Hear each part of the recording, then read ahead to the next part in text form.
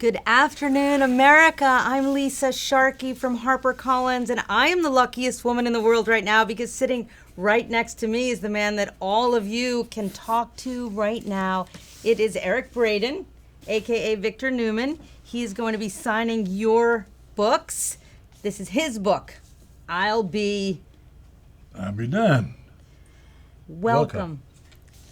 So first of all, I was going to start by asking you questions from me, but I actually like Irene's question from Carr, Colorado, and she asks, how have you gotten more handsome?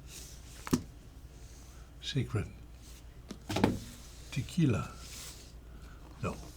I work out every day and have a positive mind on the whole and, march forward. All right? Just a positive attitude. But working out helps a great deal. And a tequila at the end of the day. So talk to us a little bit about why you wanted to write this book for your fans. Because some interviewers had asked me in the past to do it. My family asked me to do it. And then I met Lindsay Harrison, who wrote this with me, who was very good, and whose style I liked. She had written Jeannie Cooper's biography, and here we are. What is the comparison of your life to that of the great Victor Newman's life? And that's from Dawn in Nevada. Hello, Dawn.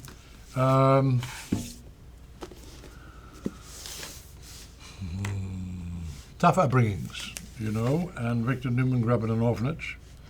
And when Bill Bell had written that storyline, I suddenly said, now I'm going to stay, because it opened up all kinds of possibilities for this character to play. And my childhood was rough, to put it mildly, and they threw 500,000 bombs over the city was born in, and it was 96% destroyed. So I came into this world with a bang. Aaron out of Portsmouth, Virginia is asking, did you ever think you would be playing the same character for so long? No. To put it very succinctly, no. No idea. But I love playing him, and I'm very grateful. Very. Because there's so few actors that I used to act with in the 60s and 70s on many a show. I probably guest starred on more nighttime shows than anyone in the business. And most of them are gone now, It's a tough, tough business. And to have survived with this wonderful role, I'm a lucky man. You just mentioned Jeannie Cooper, and I worked on her book too, and we really miss her here at HarperCollins. And Christina out of Lake Worth, Texas is asking, do you miss working with her, and what did you learn from her while working with her all of those years? I learned nothing from Jeannie, but I loved working with her. She had a body sense of humor, and I loved doing scenes with her. We didn't stop laughing. And I wish they had taped the rehearsals. Would have been far more interesting what they later on showed on the show, And Brenda out of Wisconsin is asking, what do you like about being on The Young and the Restless? The money. I get to act every day. I get to emote every day. This is what actors want to do. And I get to talk through Twitter now, and through public appearances, get to know the people that watch the show.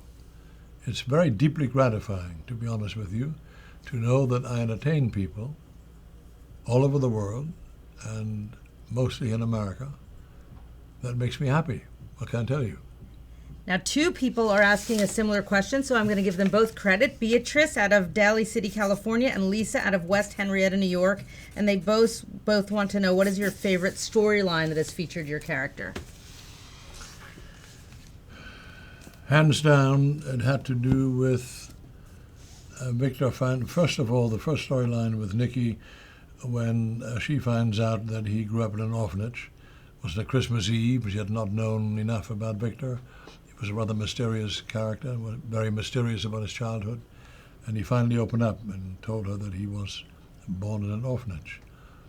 And once I'd done that scene and I walked off the stage, I said, now I'll stay. Now I have something to play. And the subsequent storylines with George Kennedy, who played my father, and the lady who played my mother, I enjoyed that enormously. Interestingly, Valerie is asking a related question out of Richmond, Virginia. She's saying, how does it feel to be a father figure to those on the show and to those of us who have grown up watching you? That's very kind of you. I love being a father to my son, who's doing a film as we speak in Atlanta. He's a director. And I love being a father, to be honest, and a grandfather. I have 3 grandchildren, 3 girls. Love them. And what about on the show as a father figure to the other characters? You have children who play your children. Well, Victoria, played by Amelia Heinle, I love working with her. She's a sweet girl, she's a kind girl, a beautiful lady, and a damn good actress. And Joshua Morrow, he and I talk sports. We could talk all day long. He knows a lot about it. And he himself is a hell of a father.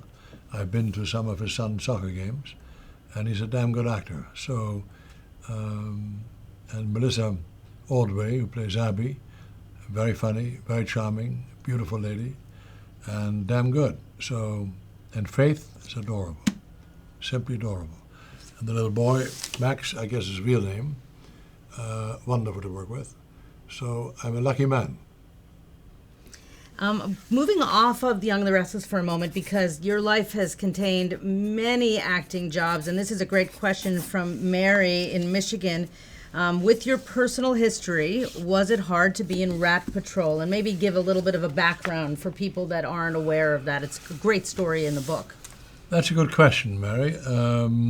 No, it wasn't, because I obviously could separate between what obviously were fictional characters and the reality of what I came from, what I was born into.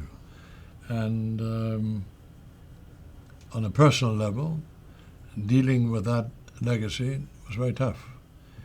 And I read extensively about it and have come to peace with it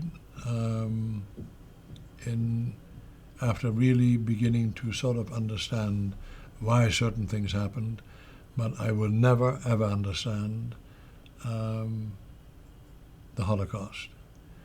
And that will be a blemish on the German nation, arguably forever.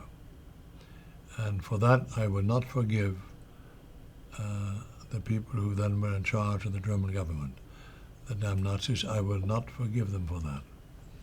And if you haven't read the book yet, you're going to get this copy. There's an amazingly beautiful storyline in there where Eric really describes in great detail growing up in wartime and then coming to America. I want to move on to a question now about from Saul. He says, have you always liked the parts you played, and have you ever taken part in the scripting of your role? Good question. I like the part. I love the part. Have I always been in agreement with some of the directions some of the writers took in it? No. And I have then been vociferous about being critical of it. And but on the whole, I trust the writers. I respect them enormously. Our newest head writer, Sally Sussman, who I really trust, because she was there at the beginning of the show. She knows the history of the characters. And I'm deeply grateful that she is there now with our new executive producer, Mel Young, who is excellent. So we're in good hands right now. And we were off and on in the past. I mean, every writer tries to put their stamp on the show. That's understandable. Not always successfully, but they try hard. It's the hardest job in the business. Writing is the most difficult job in the business. Annalyn out of Scottsdale, Arizona is asking, is your personal life close to your Victor life? And she says she's a true lover of Victor from day one, and what an amazing journey you have lived. That's nice to hear. I appreciate that. Is my personal life close to Victor's life? Well, I don't have the plane, the jet, you know. I don't fly to Paris and take whatever lovely woman I know to lunch and buy her dresses and all that. I don't do that. Anyway, I leave that a mystery. You will find out a lot in the book. Okay? Now, Sheila out of Tennessee says, and I love this question, what is the day like on the set of The Young and the Restless? She would love to go to the set one day, meet everyone, especially Victor and Nikki. They are her favorites, and she loves you guys. But what's the day in and day out like? You come to work around 7:30 in the morning, and then you prepare, and you start focusing on the lines you have to learn. And on some days it is rather daunting. Sometimes we learn 30, 40, 50 pages. I've done as many as 62 pages of dialogue in one day. And at the end of that, you don't remember your own name. But on the whole, it is just very under a lot of pressure. Let me put it that way. And you're either able to absorb all that dialogue in a short period of time, or they let you go. You know, it's time is money in our business. Simple as it is. You know, speaking about not being able to remember your name, people will learn that Eric Braeden is not the name that you were born with. And I think it would be interesting for you to just tell that story for a moment of how that became your name. I was born as Hans-Jörg Gudigas, and I played on the Rat Patrol in a lot of television shows in the 60s. As Hans Gudigas, did Broadway as that, and was very proud of that name. It's my history.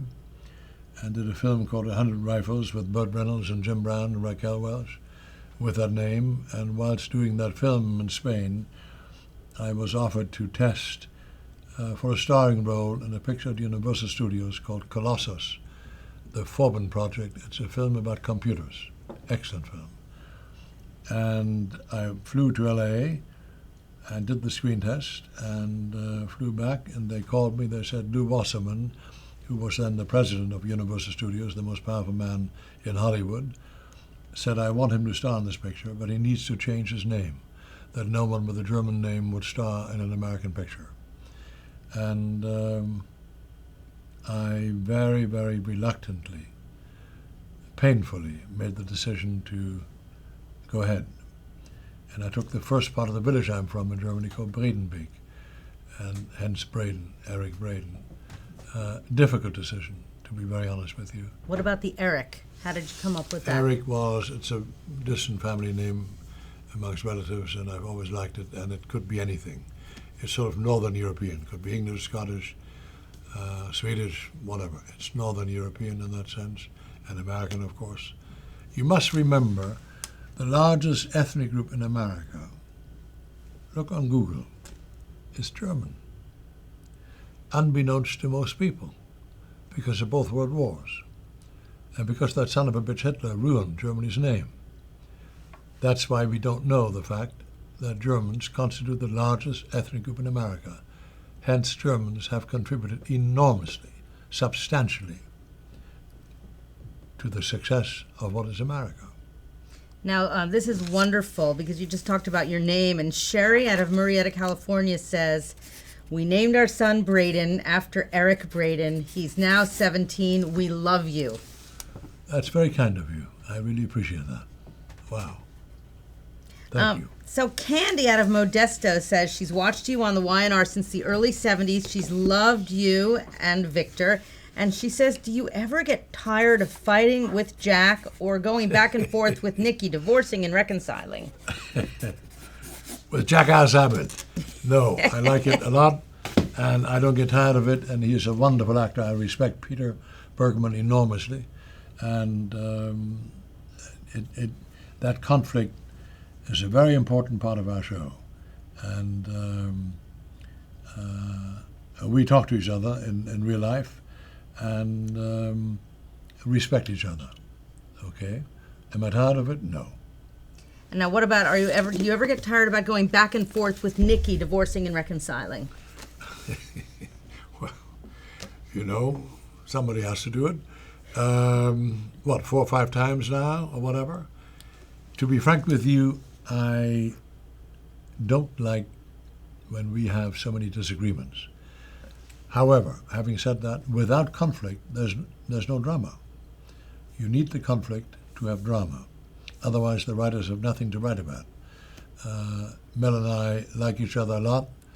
We're very fond of each other. We work very well together. I love working with her. And but who knows? You know, stuff happens.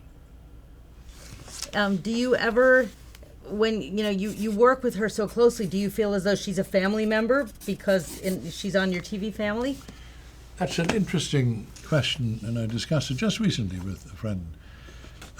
There's this, you know each other when you work with each other on a certain level, on a very vulnerable level, because when you act, you expose yourself. You expose yourself to criticism, and that we do on a daily basis. So we know things about each other when we act together that other people don't experience. And what it creates is a kind of camaraderie. It is almost like two fighters who have been in the ring, and then afterwards, when it's all said and done, they give each other a hug and they appreciate each other's efforts. Does that explain it? That's a great answer. If someone is wondering, Sandra out of Rome, Georgia, how long are you going to keep playing Victor? It wouldn't be the same show without you, of course not. I appreciate that a lot, okay? I'll be damned.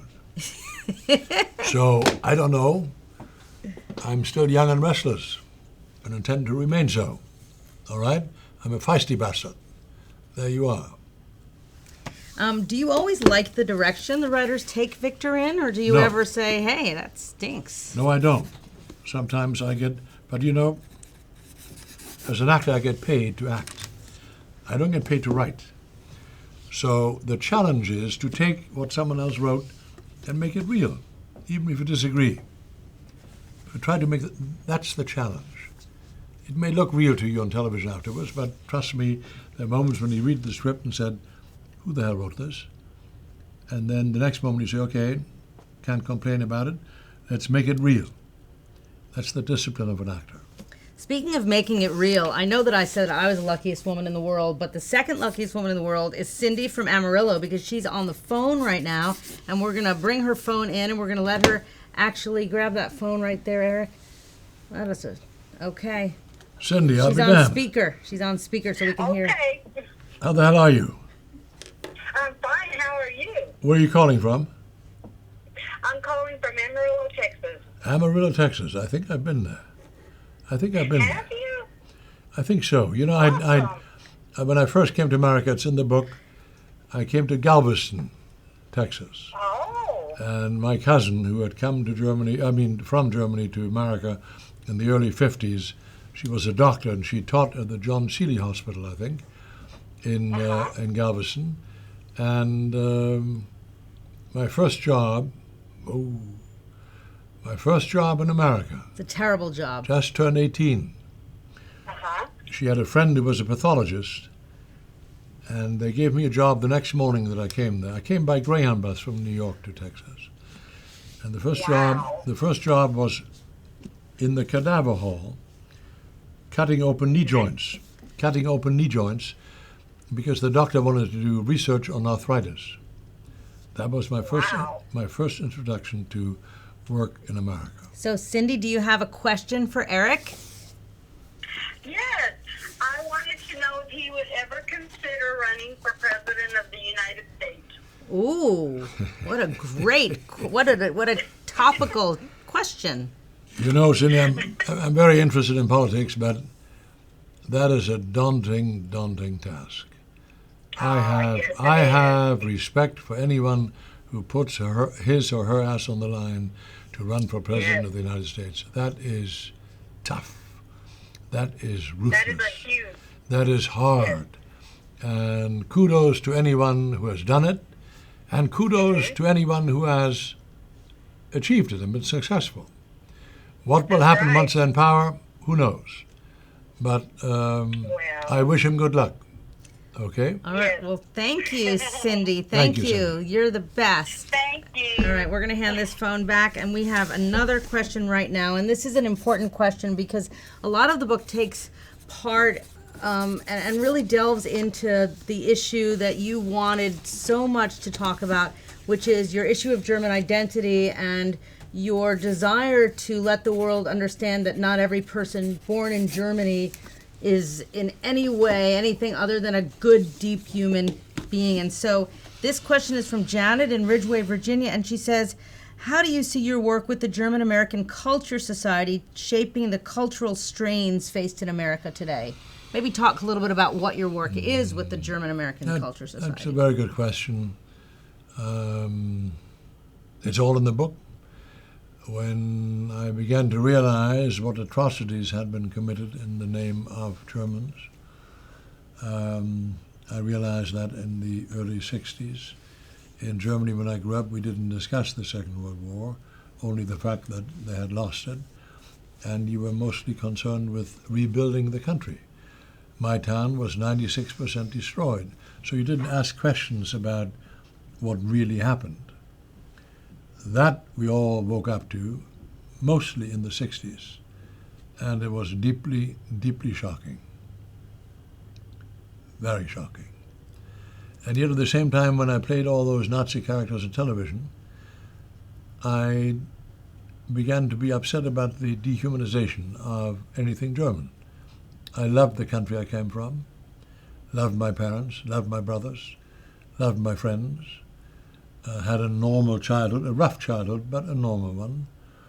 And then to wake up to what that generation was responsible for, some much more responsible than others, is so fundamentally shocking that I said, I need to do something about that.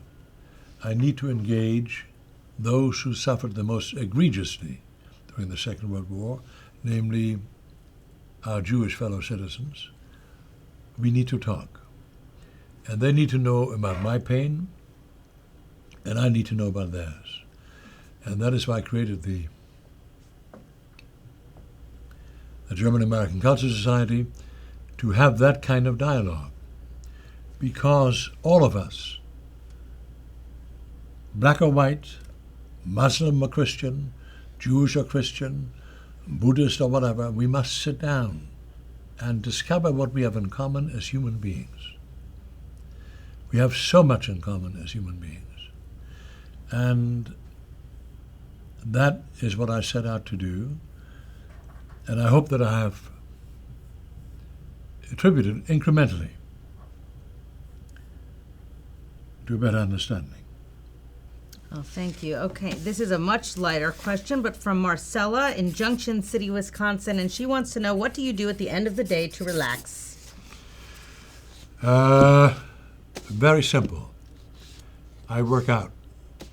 I either box or play tennis or lift weights. I do Olympic lifting from the ground up, boom, boom, clean and jerks, or just presses or squats or whatever. But I always work out, or I take long walks up and down hills, kind of interval running.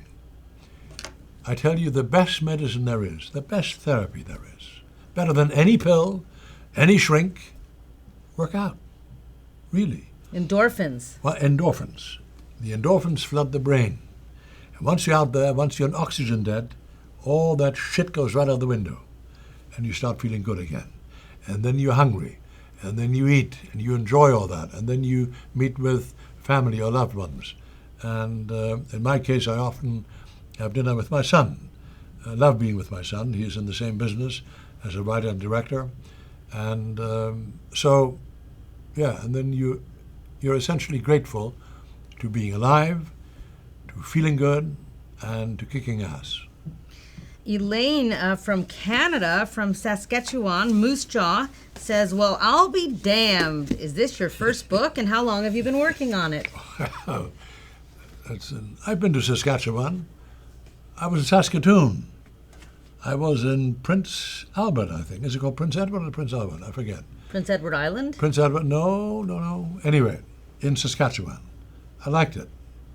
Long distances and wheat fields and nothing but wheat fields. So I enjoyed it. I enjoy coming to Canada. People are very nice, but they're nice everywhere, I must say. I've enjoyed going everywhere in America and Canada. What was the question? Oh, is this your first book? We know the answer to that. It is indeed. And how long have you been working on it? I don't- know the answer to that because what I is that? signed it up. Tell me. Well, it's at least a year or year and a half. It's Yeah.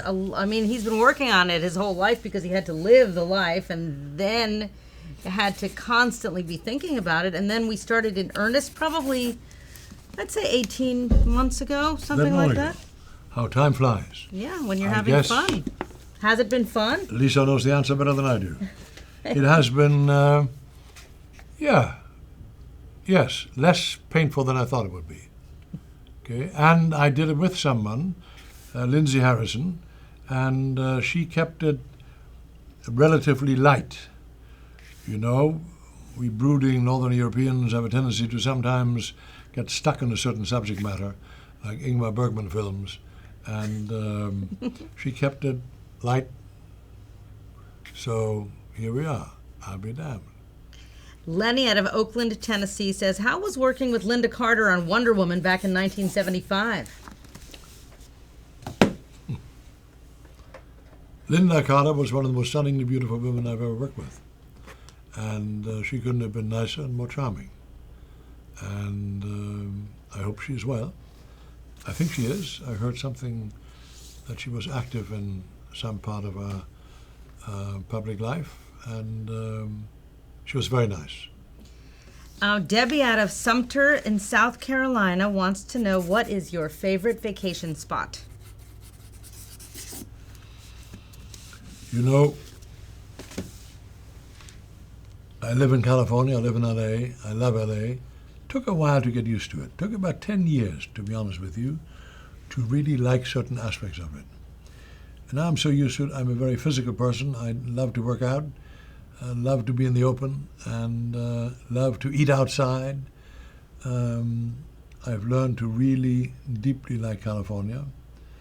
And then beyond that, I would say, if I go to Europe, it's either the south of France or the Toscana, or it is my village where I'm from in Germany. Nothing else in Germany interests me that much, but that village where I come home, I get out of the plane, I smell the air. It's the countryside up in the north of Hamburg, and I love it. I just smell it, and I'm flooded with memories. And then I come to my village, and the first thing I do is usually take a long walk or run through the nearby woods, or I get on the bicycle, and I ride through all the country lanes. I used to work on those farms, to earn a living. I love that, and that brings me back to my roots. Yeah. So we are here with Eric Braeden, who's written I'll Be Damned. We're half an hour in. We're having a great conversation with people all over the country and all over the world. And Cheryl is in Midland, Texas. She wants to know, do you ever get to make suggestions of storylines for Victor?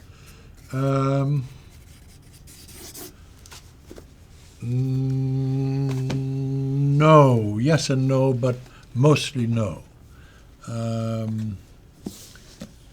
Mostly no. The storyline that I had suggested with Sharon went very astray. They did a lousy job with it. My storyline that I had suggested was far different, and I wish they had done that. Anyway, that's enough said. Charles wants to know, how were you able to maintain the character of Victor over so many years? Well, I have a family to feed and a life to live, so I am very grateful. When everything has been said and done, you go to work to make money. Does that explain things? Now we have another phone call. Denise from Mount Vernon, Indiana is on the phone, and I'm going to grab the phone and hand it to you, and we'll just keep her on speakerphone. It's Denise? Denise. From Hi. Hello, Denise. She's from Indiana. Hello, Eric. How the hell are you? Hi, I'm fine. How are you today? I'm fine, thank you. I just want to let you know I'm with my mother, and she is a long-time fan of Young and Restless and you. What's your mother's name? Glenda. Glenda? Glenda. Hello, Glenda. I'm very happy that you're a fan, and Oh, yeah. warms the cockles of my heart. Main thing. Good, Glenda. How old are you now? 75. 75. You're a young lady. You're young. Oh, yeah. You're young and Sounds restless. like you. You're young and restless like I am. Yes. I bet you are. All right, that's terrific. Thank you so much. Thank you. Do they have a question? Oh, Do you have a question? Or did you just want to hear that voice? I wanted to know what is the best advice you could give a youngster. I have a granddaughter, for who's looking to be in the acting business when she gets a little older. She's going to be 15 this year. I'm often asked that question, and the only thing that I can suggest is do theater as quickly as you can. As quickly as you can. Yes, because then you find out whether you really like it. Don't think of Hollywood. Don't think of doing films and television, all that.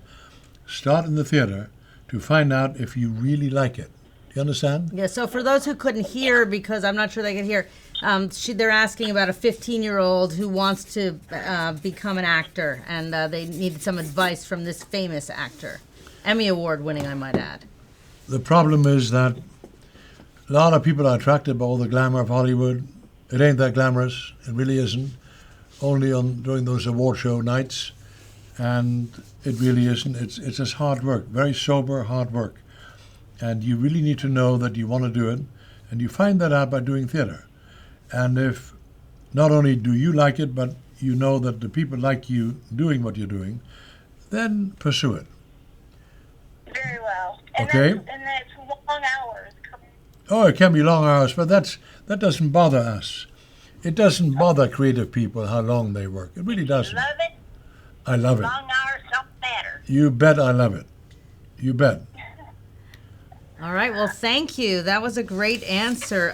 Charles out of San Diego wants to know, how are you able to maintain the character of Victor over so many years? Discipline. Simple.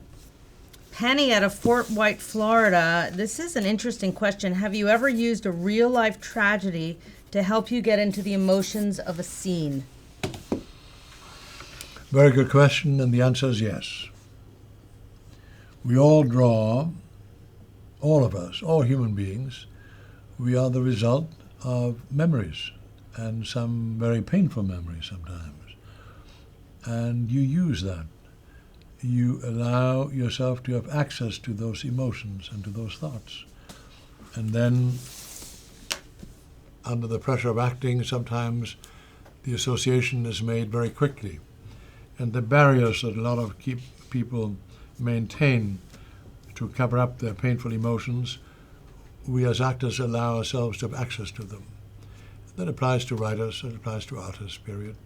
And that's how you do it. Mia out of Virginia Beach, Virginia wants to know, how did you get into acting? That's a long story, and It's in the book. it's in the book. So I don't mean to be flippant about that. Well, just tell the parked car story. Initially, they needed a lot of German actors at the time to play German parts, series like Combat and Gallant Men, and I quickly, was successful very quickly, very early on. Within 3 years, I was on Broadway, and I did plays, a lot of plays in between, by Tennessee Williams and Jean-Paul Sartre and Shakespeare. And it took off. I was lucky. Beverly's asking, and she's out of Dandridge, Tennessee, what is your passion?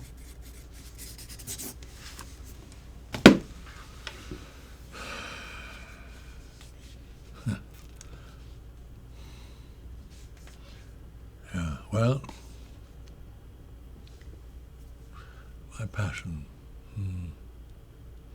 That's a very good question. You know, it's from the personal to the political.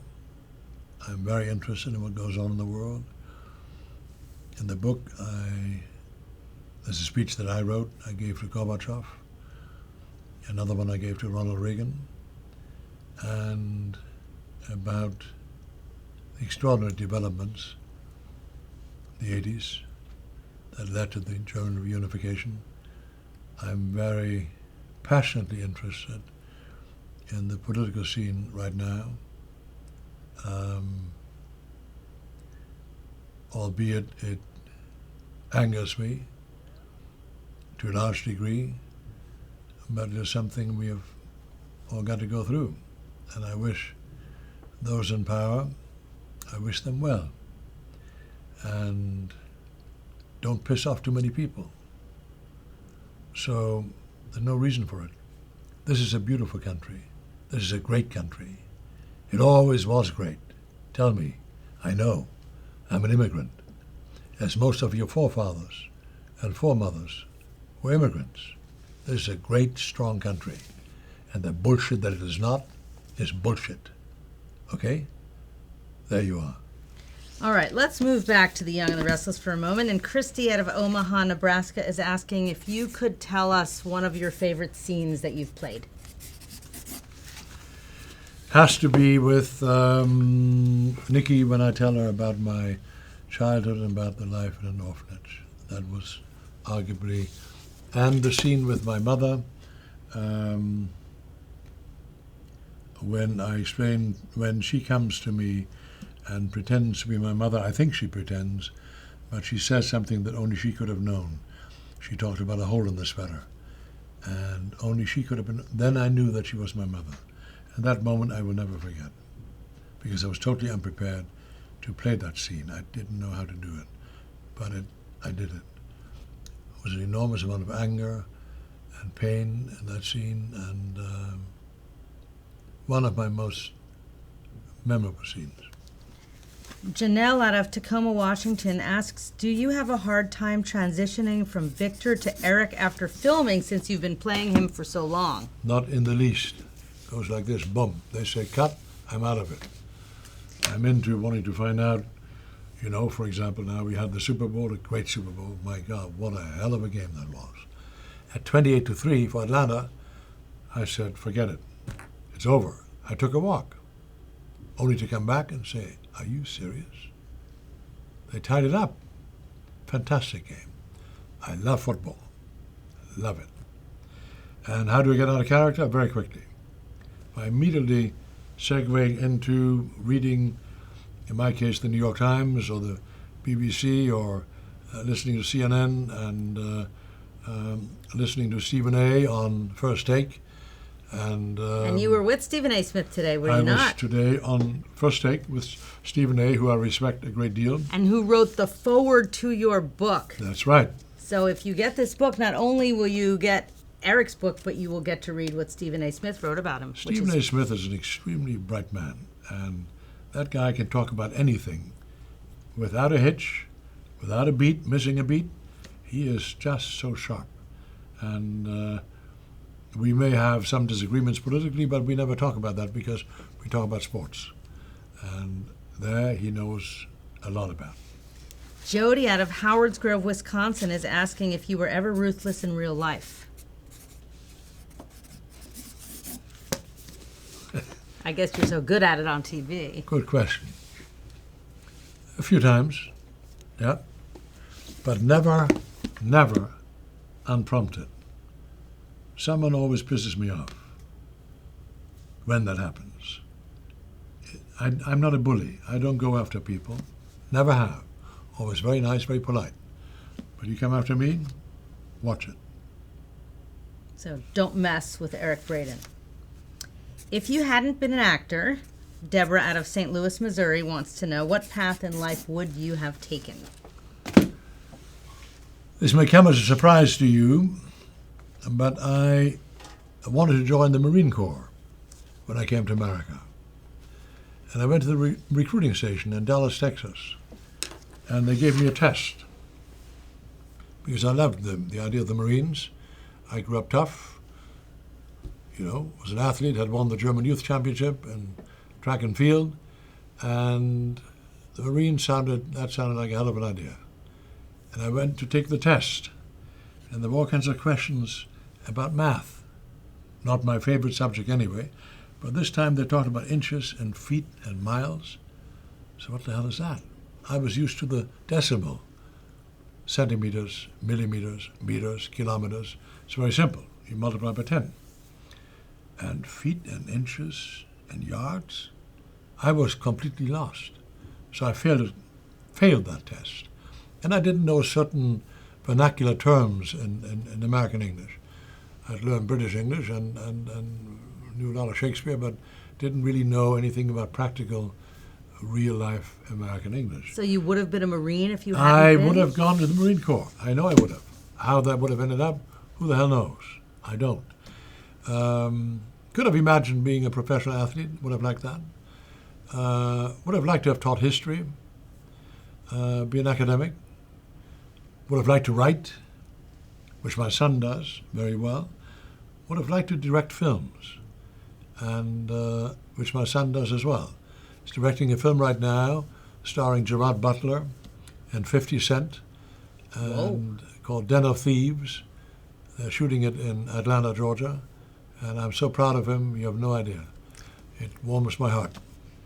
So Cheryl is in Pensacola, Federated States of Micronesia, and Whoa. she says, "Hi Eric, my family of all generations are big fans. Could you wish my dad a happy birthday? He's going to be 77. He and my mom never miss an episode. Thank you for considering, and God bless." And their names are Jerry and Carolyn, and it's Jerry's birthday. Happy birthday, Jerry.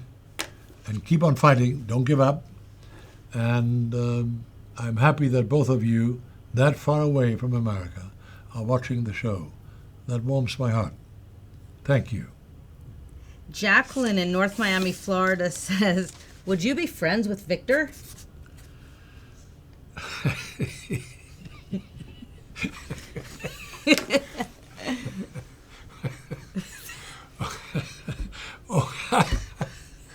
Only if I had access to his bank account, okay? And access to his plane. Maybe then. So it reminds me of Tommy Hearns, the boxer. He once drove next to me in L.A. I'm driving home from work, and next to me pulls up this black limousine, a Rolls Royce, as a matter of fact. And the window goes down, and out leans Tommy Hearns, hitman Tommy Hearns, who I admire enormously. "Victor, man, you're cold as ice." I will never forget it. So, would I like to be Victor? I'm very happy with who I am. But would you be friends with him? Yeah. Would I be friends with him? Yeah, on some occasions. I probably would. Would sit down and have a tequila with him, you bet. I'd do a little sparring with him. And, yeah. Mike, that's a funny question. Mike out of Lake City, Florida wants to know, who is the most interesting star you ever worked with back in the Westerns? Well, in the Westerns, not so much. They were very nice to work. Gunsmoke, they were great to work with. James O'Ness, who played Matt Dillon, is a guy about 6'7", big man. And when James O'Ness started laughing, it was so infectious that everyone started laughing. And we couldn't do the scene for a while. But the most memorable, I would say, person that I ever worked with, actor, was Marlon Brando. And Brando was a truly charismatic person, truly someone who didn't give a damn what anyone thought. He was his own man, almost sociopathic in that sense. Doesn't care, does what he wants to do, says what he wants to say, and one of the most prodigiously gifted actors ever. But he didn't like the business that much. Kind of tragic. He and I talked history a lot. We threw the football to each other behind the stages at 20th when we made that film called Moritori, about the Second World War, of course. But he was arguably the most charismatic person I think I've ever met. Robert out of Warsaw, Indiana is asking if there's a chance of a Rat Patrol remake with you in it. And I know that Scooter and Alex, who work here in the studio, would probably want to know the answer to that because they talk about you in that movie all the time. You know, they thought about that, and it would have been nice to have done that. It never came off because these shows are damned expensive to shoot. When you shoot action, primarily involving tanks and firepower and soldiers, that becomes very, very expensive. And would we have loved to have done it? You bet. But George, Chris George has passed, bless his soul, and so has Justin Tarr, and Larry Casey is still around, I think, and doing well. And so is Gary Raymond, the Brit. He is doing theatre in England, and it's very difficult to mount that. And if, then you would have to do a version that is historically correct. This was not quite correct, two jeeps making Rommel run around. It was the other way around. It was Rommel fighting the entire British Eighth Army and the Americans.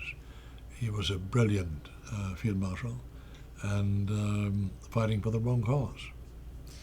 Donna is out of Ogden, Utah. She is a devoted fan. She's been watching for a long time. She says it wouldn't be the Y&R without you. And she has a great question. Do you prefer the villain scripts as opposed to the ones where you have a conscience? She loves the villain. Well, to be honest with you, she's from Ogden? She's from Ogden, Utah. Ogden, Utah. I had a scholarship in track and field at the University of Montana. At that time, Montana State and Missoula. And we competed against, I think, Brigham Young. And Ogden sounds awfully familiar to me. Anyway, for just purely a bad guy that have to pay me a lot of money now to do it, then I would do it. I prefer to play the complex character that Victor Newman is. Lori out of Wapaka, Wisconsin asks if you ad-lib sometimes during your performances on the Y and the R.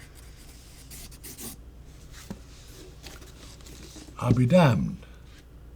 Comes from my personal repertoire. And so does You Got It? So do you ad-lib? Yes, sometimes. Do they get mad at you when you do that? Or do they say, hey, that's not in the script, do it over like we wrote it? Or do they just say, hey, we're not touching this guy, he knows better? Someone tried that shit years ago when I started out and said, say it as it's written. I said, are you kidding me or what? Okay, I get the meaning across. That's more important. Does that answer your question? Even Shakespeare changed things ad hoc at the moment of performance. Sometimes you do. It makes it more spontaneous and real.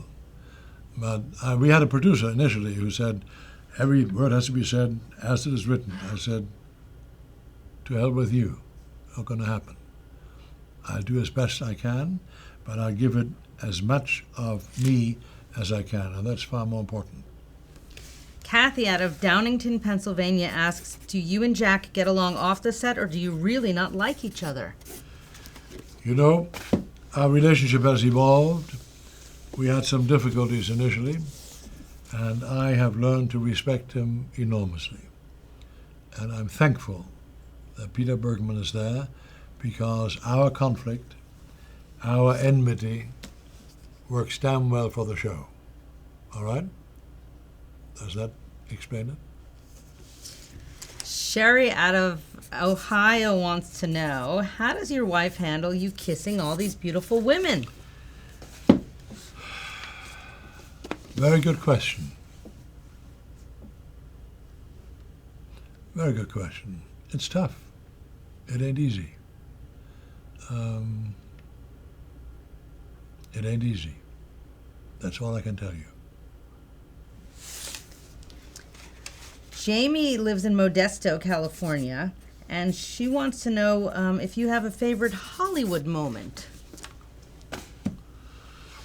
I don't know what you mean by Hollywood moment, but, well, of your life in Hollywood. My absolutely favorite one, deeply moving one, was to receive the star on the Walk of Fame. That was deeply moving. I came to that town with nothing, There it is. you know, and that moved me to tears. You bet. So the back cover of the book, for all of you that haven't bought the book yet, you can see that the Hollywood photo was super important to Eric, and there it is, right there on the back cover of the book, the That's Walk something. of Fame photo. Wow. And hear all those nice words. One from Leslie Moonves, an actor of film, stage, and TV who brilliantly portrays one of the most indelible characters in the history of daytime television. Now, people, if you don't know how to buy this book, I'm being asked to remind you that there's a link above and below where you're watching right now. So I know Eric would very much like you guys to please buy the book and learn more about his story. And this isn't going to be in the book, but people do want to know, Sandy out of Charlotte, North Carolina, what is your favorite NFL and NBA team and why? That's a good question. Very good question. It used to be the Raiders, before then the Rams. They hightailed out of L.A. I hated them ever since. Never forgave them for that. It used to be for a while the Green Bay Packers, when Brett Favre was there, who I admired a great deal. The Chicago Bears, many years ago, when Dick Butkus played for them. But now, I got to tell you,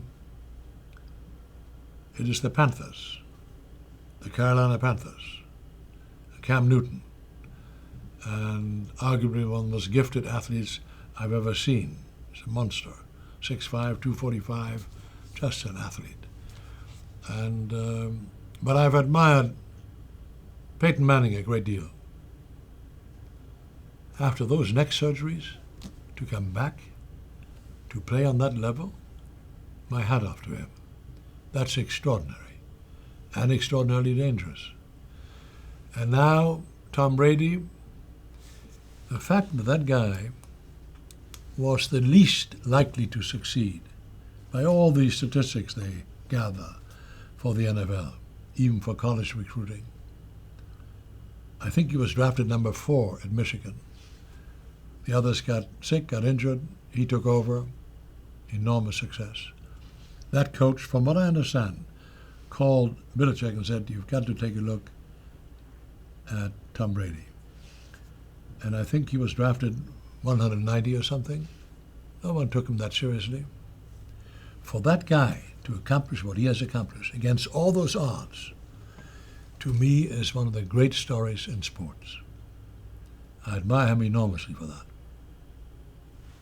So we've got about just under 5 minutes left, and so if you want What? a signed edition, because it's 3:56 Eastern Time, and I know you've got a plane to catch. My and other pilot things is to waiting. do. My pilot is waiting. So why do you want people to buy this book? Let's talk about that. What would it mean to you to have them read all of these wonderful pages and see the photos too, which are pretty amazing, I might Let add. me explain that. When I wrote this book,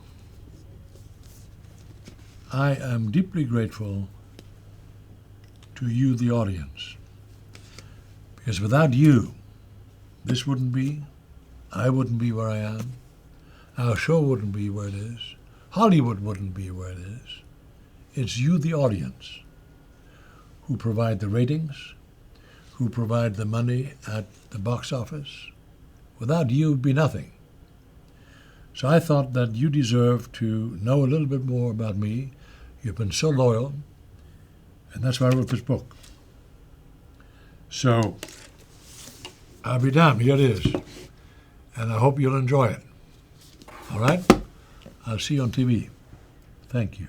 So just a reminder, the links are above and below, and we really appreciate everyone tuning in today. Please share this on your pages. I know it's on Eric's Facebook page. He's just getting acquainted with Facebook. He's mostly a Twitter guy. I'm new to Facebook, okay? And so forgive me if I'm a little halting, but I welcome all of your comments. So everybody who ordered a book today is going to get a signed copy, which is really amazing. And some people might want more than one to give as a gift, because it seems like generations of families have grown up watching this show? You know, I'm approached by people who say this is the third generation, and many who say, I grew up with you.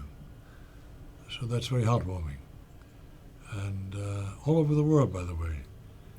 When I go and walk on the streets of Paris, the French are usually sort of arrogant, and suddenly they see you and say, Allô, Victor, ça va, bonjour.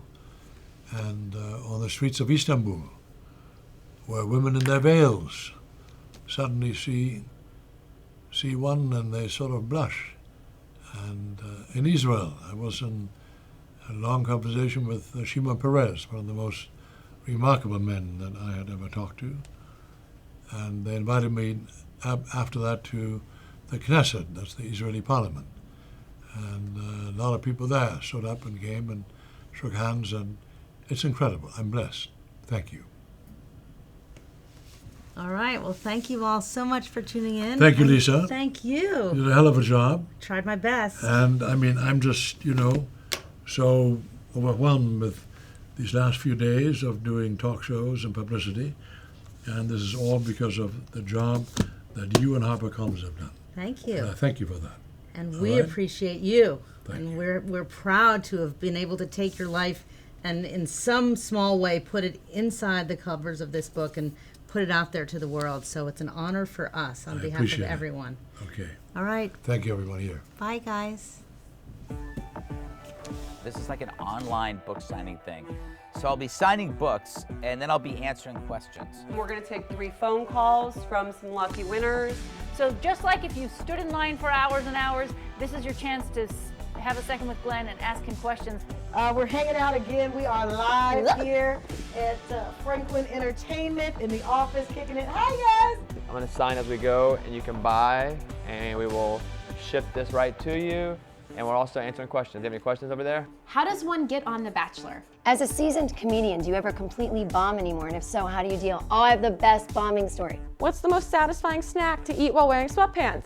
Have you girls ever thought about writing a book all together about your teen mom journey? What inspired you to write about the things you write about in this book? What is it like partnering with your sister on a business? What's the most amusing question you got as press secretary? Sean from California, you're live. I would love to know what your favorite story that you covered for Inside Edition is.